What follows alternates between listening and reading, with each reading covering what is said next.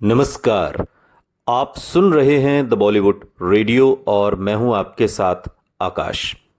दोस्तों, आज के इस पॉडकास्ट में बात राजेश खन्ना, राज कपूर और ऋषि कपूर की। लेकिन जो मूल किस्सा आपको सुनाना है उससे पहले आप एक दूसरा किस्सा सुनिए, क्योंकि इस किस्से के तार उस किस्से से जुड़े हैं जो आज के इस पॉडकास्ट का अहम हिस्सा है। और किस्सा यह है कि राजेश खन्ना राज कपूर को अपना गुरु भाई मानते थे और इंडस्ट्री के बहुत कम लोग रहे जिनकी राजेश खन्ना दिल से इज्जत करते थे। उनमें से एक राज कपूर साहब थे और राज कपूर भी राजेश खन्ना को बहुत पसंद करते थे, लेकिन दोनों ने कभी एक साथ काम नहीं किया। हालांकि एक फिल्म है नौकरी जिसमें दोनों ने अभिनय किया, लेकिन राजेश खन्ना को निर्देशित करने की राज कपूर की चाहत ताउम्र अधूरी रही। एक बार एक मौका आया भी जब सत्यम शिवम सुंदरम को राज कपूर हेमा मालिनी और राजेश खन्ना को लेकर बनाना चाहते थे, लेकिन परिवार में इतना विरोध हुआ। शम्मी कपूर, ऋषि कपूर और शशि कपूर सभी ने राजेश खन्ना का विरोध किया। शम्मी कपूर का गुस्सा इसलिए था चूंकि राजेश खन्ना के आने के बाद अचानक से शम्मी कपूर फिल्म इंडस्ट्री से, रुपहले पर्दे से गायब हो गए और बुजुर्ग लगने लगे। और शशि कपूर की नाराज़गी इसलिए थी चूंकि उन्हें का ये मानना था कि ज़्यादातर फिल्में जो शायद उन्हें मिलनी चाहिए थी वो उस दौर में राजेश खन्ना की झोली में जा रही थी। और ऋषि कपूर का गुस्सा इसलिए था चूंकि ऋषि कपूर ने जिस टीनेज की उम्र में फिल्म इंडस्ट्री में कदम रखा था, उस दौर में डिम्पल कपाड़िया ही उनकी ऐसी हीरोइन थी जो उनके साथ जचती थी।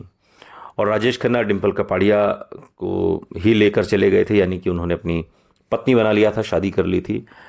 और उस दौर में ऋषि कपूर के साथ कोई हीरोइन जचती नहीं थी। अगर आपको याद हो तो उस दौर में बॉबी के बाद थोड़ा सा एक लिटिल ब्रेक ऋषि कपूर के करियर में दिखाई देता है और इस वजह से वो उनकी नाराज़गी थी। लिहाजा हुआ ये कि सत्यम शिवम सुंदरम राजेश खन्ना और हेमा मालिनी को न लेकर शशि कपूर और जीनत अमान को लेकर बनाई गई। फिल्म सुपर डुपर हिट रही, ये अलग बात है, लेकिन राज कपूर की चाहत अधूरी रह गई। लेकिन अब अगला किस्सा, ये चाहत आरके फिल्म्स में काम करने की पूरी कैसे हुई। ऋषि कपूर जब शिखर पर थे, अपने टॉप पर थे करियर के, तब अगर वो अपने काम की तरफ कुछ अलग रवैया रखते तो शायद वो ज्यादा बड़े कलाकार माने जाते या फिर कम से कम ज्यादा गंभीरता से लिए जाते। जिन 4 दशकों में ऋषि कपूर बने रहे, अपनी व्यावसायिक सफलता के बावजूद भी वो काम के मामले में अपने ही कायदों पर चलते रहे। हमेशा रात को शूटिंग से इनकार करते रहे और बिना इसकी परवाह किए कि डायरेक्टर कौन है, कितना बड़ा है या फिर स्क्रिप्ट राइटर की क्या मांग है। वो एक बड़े कलाकार तो थे जो राजेश खन्ना के चमत्कार के बावजूद भी बने रहे और अमिताभ बच्चन की लहर को भी झेल गए। लेकिन इसके बावजूद भी ऋषि कपूर को एक अभिनेता के रूप में कभी अपना पूरा हक नहीं मिला। एक ऐसा आदमी जो ये संकेत देता था कि वो एक हद से आगे अपने करियर को गंभीरता से नहीं लेता।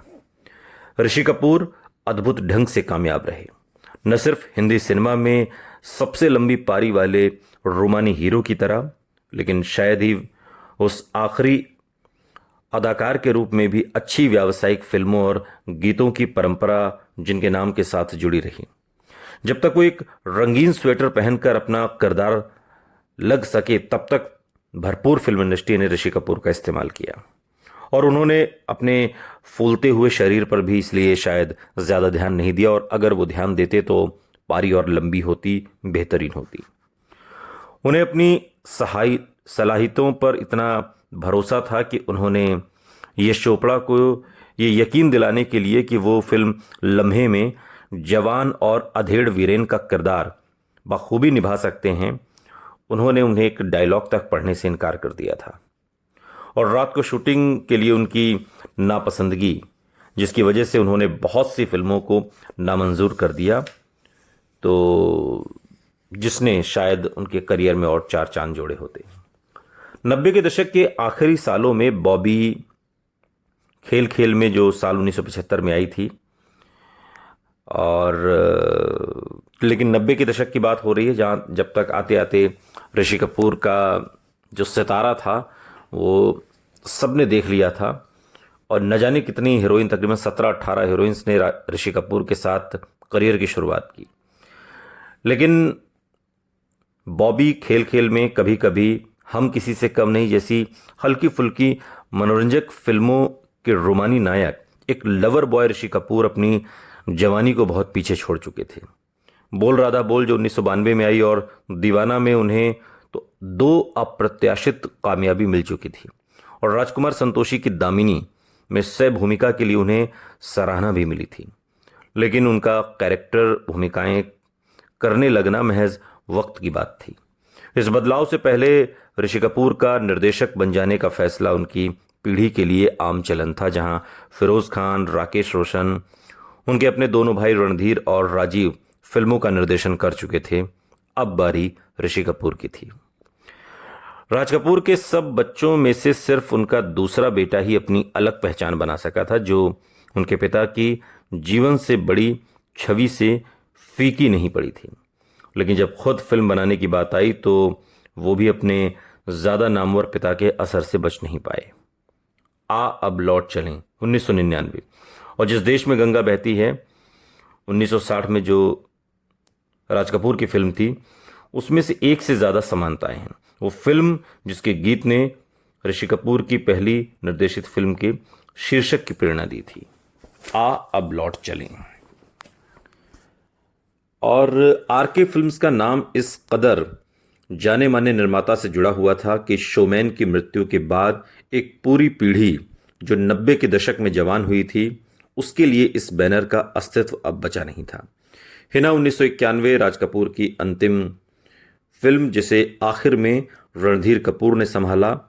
उन्होंने बैनर को दोबारा शुरू करने की ओर इशारा किया, लेकिन जब राजीव कपूर की पहली निर्देशित फिल्म प्रेम ग्रंथ 1996 में नाकामयाब हो गई, और ये तकरीबन तय ही था कि राज कपूर का बैनर, जिसका नाम उनके ही नाम पर रखा गया है, उनके बिना जिंदा नहीं रह पाएगा। यानी कि राज कपूर रहे और शोमैन रहे, और आरके फिल्म्स यानी कि राज कपूर फिल्म्स राज कपूर के लिए ही थी, राज कपूर ही थे।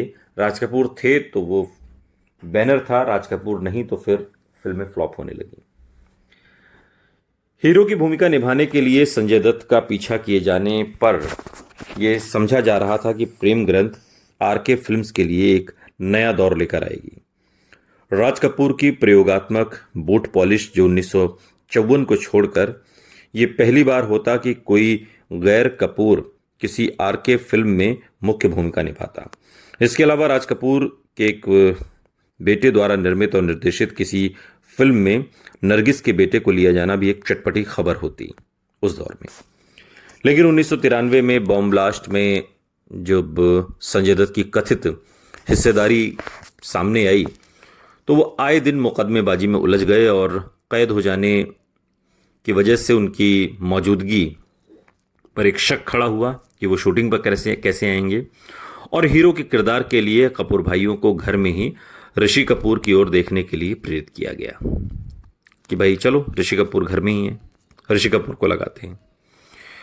लेकिन अब लौट चले में नौजवान और नए कलाकारों अक्षय खन्ना, ऐश्वर्या राय का ऐलान करने से अंततः हिंदुस्तान के मनपसंद निर्माण का रास्ता बदल गया। लेकिन मुख्य कलाकारों की ताजगी या ऋषि कपूर के निर्देशन करने के फैसले ने प्रेस या लोगों का ध्यान नहीं खींचा।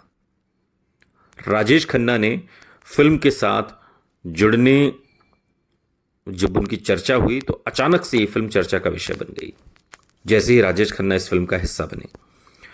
फिल्म उद्योग को अब राजेश खन्ना की एक और वापसी की कोशिश करने से कोई सरोकार नहीं था, मगर एक आरके फिल्म के साथ उनके जुड़ने ने जरूर कौतूहल पैदा कर दिया था और फिल्म को एक तरह की शोहरत भी दिलाई थी। क्योंकि आरके फिल्म्स जिन्हें राज कपूर साहब ने खुद बनाया था जिसे, और राज कपूर चाहते थे कि राजेश खन्ना उनके बैनर में कभी काम करें, लेकिन सत्यम शिवम सुंदरम में बात बनते बनते बिगड़ गई और फिर दोबारा कभी मौका नहीं मिला। लेकिन अब जब राज कपूर इस दुनिया में नहीं है और ऋषि कपूर खुद डायरेक्शन कर रहे हैं, तब राजेश खन्ना की एंट्री आरके फिल्म्स में होती है। पटकथा लेखक रूमी जाफरी को शुरुआती बहसों में नसीरुद्दीन शाह जैसे नामों का लिया जाना भी याद है। जो किरदार राजेश खन्ना ने निभाया उसके लिए नसीरुद्दीन शाह का भी जिक्र हुआ, लेकिन ऋषि कपूर ने काफ़ी पहले ही राजेश खन्ना का चुनाव कर लिया था। सत्यम शिवम सुंदरम में राजेश खन्ना के मुख्य किरदार करने को नामंजूर करने के बाद तकरीबन 2 दशकों बाद पुल के नीचे से पानी भी बहुत गुजर चुका था। हालांकि राजेश खन्ना को कुछ शंकाएं रही होंगी। ऋषि कपूर और कपूर भाई भी, अब जो ब्रदर्स थे, ये उस पास्ट से अब उबर चुके थे। राजेश खन्ना को अगर ऋषि कपूर से अभी भी पुराने गिले शिकवे रहे होंगे, मसलन उन्होंने सुष्मिता दास गुप्ता से जो कहा था, तो भी उन्होंने अपनी भावनाओं को उचित ढंग से छिपाए रखा।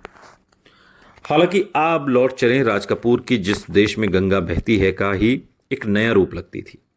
इसकी कहानी की रूपरेखा से एक अच्छी फिल्म बनने की आशा थी, जिसमें भारतीय नवयुवक नवयुवतियों की दशा को समझा परखा गया, जो अपने भविष्य के बारे में सोचने पर अमेरिका से आगे नहीं जा पाते, आगे देख भी नहीं पाते। लेकिन फिल्म की सबसे बड़ी कमी थी सचिन भौमिक की पुराने ढंग की पटकथा, जो काफ़ी हद तक घिसी पिटी स्थितियों और किरदारों पर आधारित थी। ऐसी फिल्म जो आरके फिल्म्स की सिल्वर जुबली का जश्न थी, अब लौट चलें, अजीब ढंग से उस 40 साल पुरानी फिल्म से भी ज़्यादा पुरानी निकली जिससे वो प्रेरित थी। राजेश खन्ना की तारीफ है कि उन्होंने दिल छूने वाला अभिनय किया, पूरी गंभीरता से पिता का किरदार निभाया।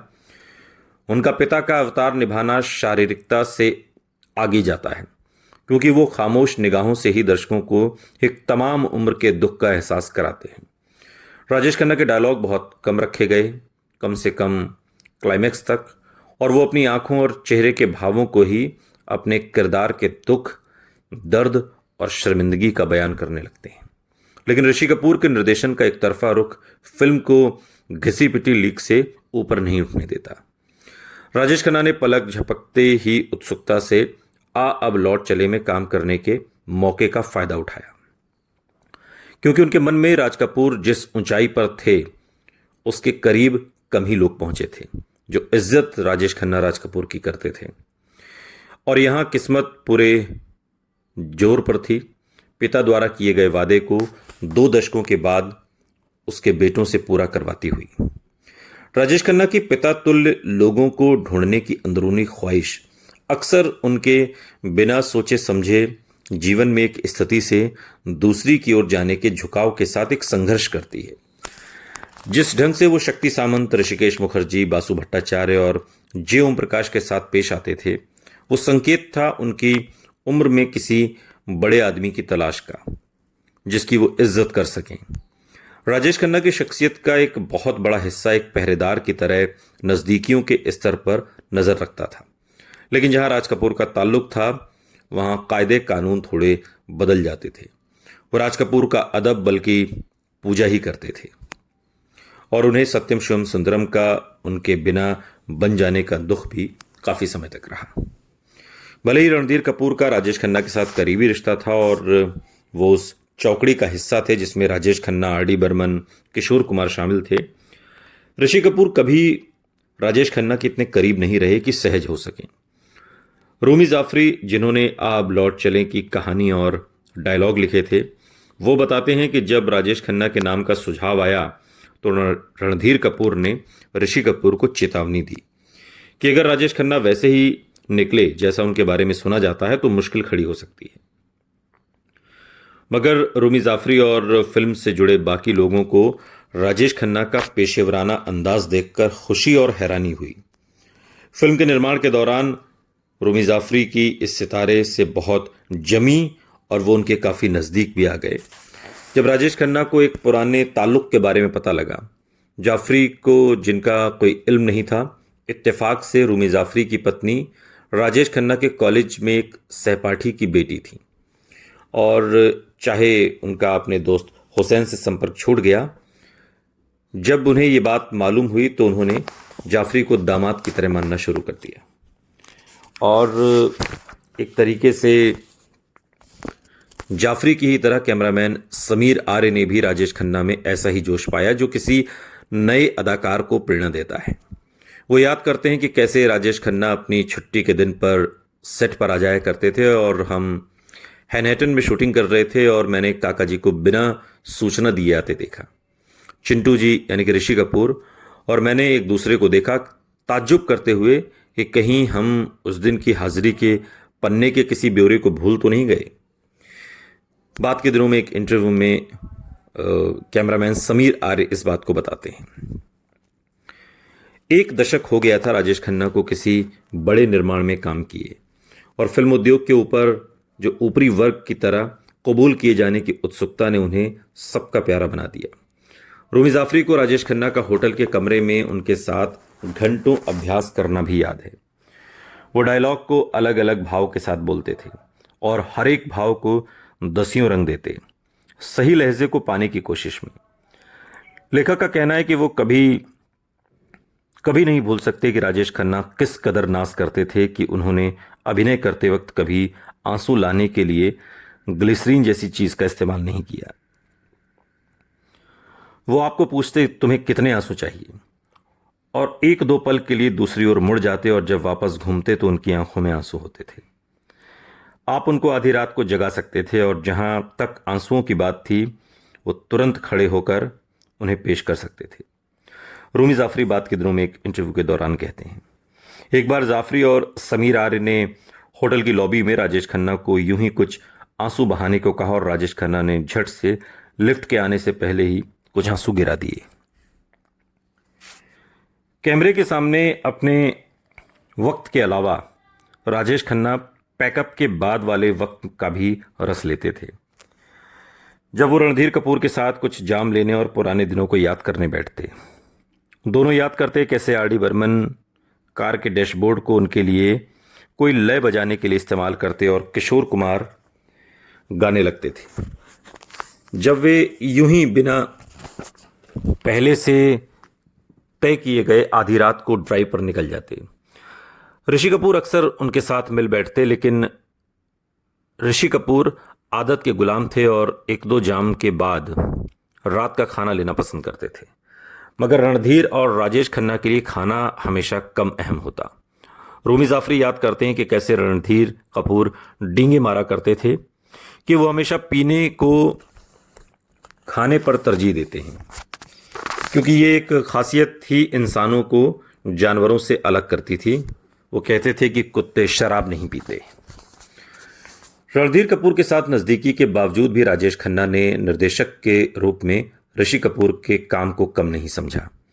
ज्यादातर उम्र में बड़े अभिनेता हक से पहली बार बने निर्देशक पर रौब जमाना पसंद करते हैं। ये बात और भी सच हो जाती अगर कथित अभिनेता एक आइकॉन रह चुका हो, जिसने स्टारडम की परिभाषा फिर से गढ़ी हो। अब लौट चलें का क्लाइमैक्स फिल्माने के दौरान राजेश खन्ना का ऋषि कपूर से तकरीबन झगड़ा ही हो जाता, लेकिन उस घटना पर प्रतिक्रिया दिखाने की बजाय अनुभवी अभिनेता ने उसे एक उदास मुस्कुराहट के साथ झटक देना चुना। शायद ये याद करते हुए कि 70 के दशक में स्थिति कितनी अलग होती अगर ये घटना तब होती। ऋषि कपूर बहुत खींच गए जब जोश से भरे राजेश खन्ना क्लाइमैक्स में डायलॉग बोलते वक्त हाथों को भी जोश से हिलाना नहीं रोक सके। ऋषि कपूर ने हर एक टेक के बाद राजेश खन्ना को बार बार अपने हाथों पर काबू रखने की हिदायत दी, लेकिन राजेश खन्ना कितनी भी कोशिश करते हाथों को हिलाने से रोक नहीं पाते। हर बीतते मिनट के साथ ऋषि कपूर की आवाज में चिड़चिड़ाहट और उसकी ऊंचाई का स्तर बढ़ता गया और आखिरकार निर्देशक वरिष्ठ अभिनेता पर चिल्ला पड़ा। सेट पर सन्नाटा छा गया। राजेश खन्ना चुप रहे और कुछ बेचैन लम्हों के बाद हल्के से सिर हिलाया और अपनी जगह पर वापस चले गए। उन्होंने आवाज का वही स्तर रखा जो ऋषि कपूर को चाहिए था, लेकिन डायलॉग को बिना हाथों को ज्यादा हिलाए बोला।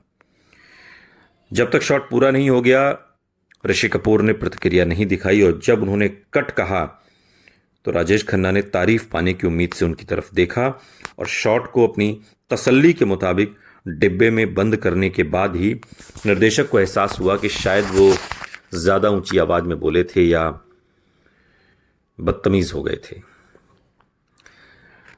निर्देशक के शॉट को हां कहने के बाद राजेश खन्ना अपनी कुर्सी पर जाकर बैठ गए और अगले सेट के तैयार होने का इंतजार करने लगे। रूमी जाफरी, जो रिहर्सल के दौरान अब तक राजेश खन्ना के लिए अपने विचार फैलाने का जरिया बन गए थे, उन तक गए और उनका मिजाज आंकने की कोशिश की।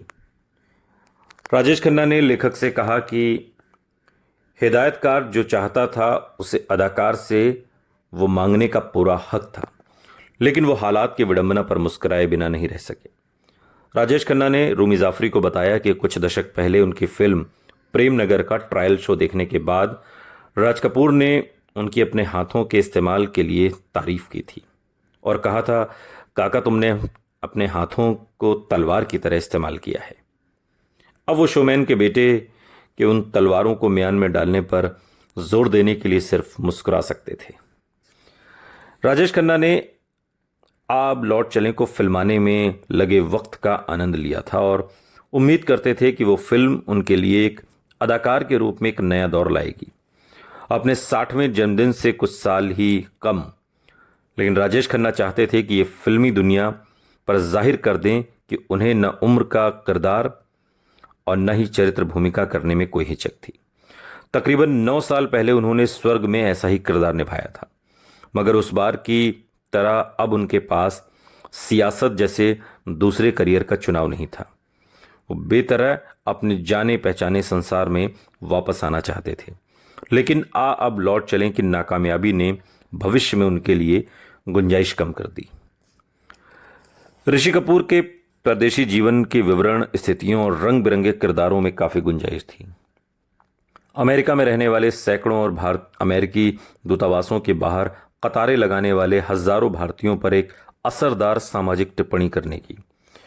अगर अब लौट चलें राजेश खन्ना के किरदार और उनके बेटे की कहानियों को साथ साथ रखकर देखने पर केंद्रित होती तो ज्यादा दिलचस्प होती, लेकिन उनकी संभावना कई ऐसे गाने थे, ओता शीनता और जैसे गानों में खोकर रह गई और राजेश खन्ना की वापसी का मौका भी एक तरीके से कमजोर पड़ गया। हिंदी सिनेमा अमिताभ बच्चन, धर्मेंद्र और विनोद खन्ना जैसे कलाकारों के चरित्र भूमिकाओं में आने के इंतजार में था और उम्मीद थी कि बड़े भाई या तानाशाह पिता के किरदारों में आगे आएंगे और राजेश खन्ना ऐसे बुजुर्ग अभिनेता को सामने ला सकते थे जो अभी तक हिंदी सिनेमा के पास नहीं था। अधिकतर कुलभूषण खरबंदा या अमरीश पुरी द्वारा निभाए जाने वाले किरदार को राजेश खन्ना नई ऊंचाइयों पर लेकर गए थे, लेकिन एक बार फिर जैसे किस्मत को मंजूर था, अमिताभ बच्चन ने राजेश खन्ना को इसमें भी पीछे छोड़ दिया।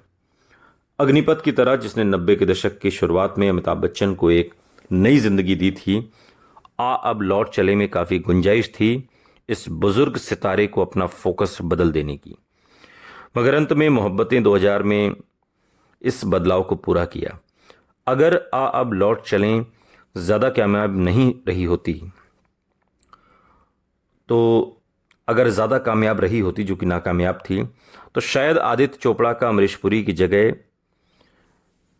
अमिताभ बच्चन को एक हाई स्कूल के सख्त प्रिंसिपल की भूमिका में लेने का फैसला इतनी शानदार कारीगरी न कर पाता।